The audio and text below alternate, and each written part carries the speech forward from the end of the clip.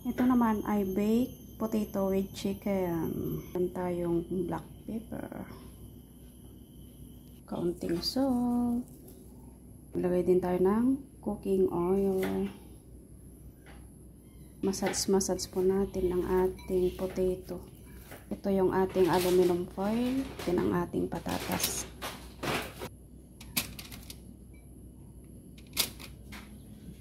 So, ganyan po ang itsura ng ating patatas sa loob ng ating aluminum foil. Ito naman yung ating breast, chicken breast. Natin siya ng milk. Marinate natin siya ng 20 minutes. So, ito yung ating, imamarinate po natin siya ng 20 minutes ang ating one. Lagyan na din natin ng onion.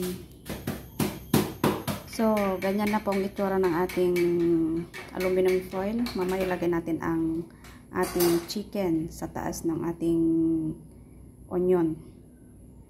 Gagawa din tayo ng kanyang pang-topping sa taas ng ating chicken. Ayan, yogurt. So, ito na yung ating yogurt. Lagyan ko din siya ng isang itlog.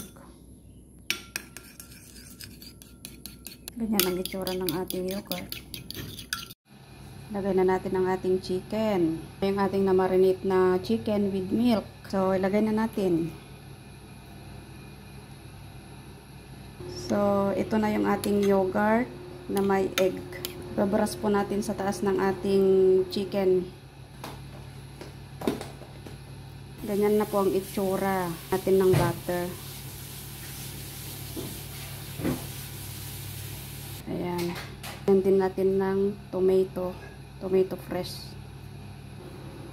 So, ito na yung ating chicken. Lagay na natin ang parmesan cheese. Grated parmesan cheese. So, ganyan na po siya. Lagyan natin ng butter.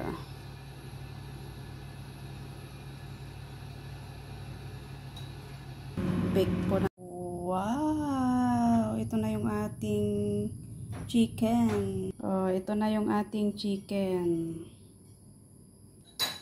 So, guntingin natin dito. Ayan, garnisan natin ng parsley.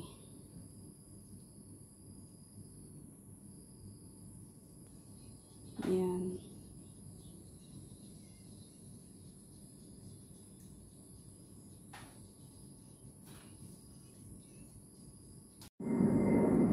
Ito na yung ating manok.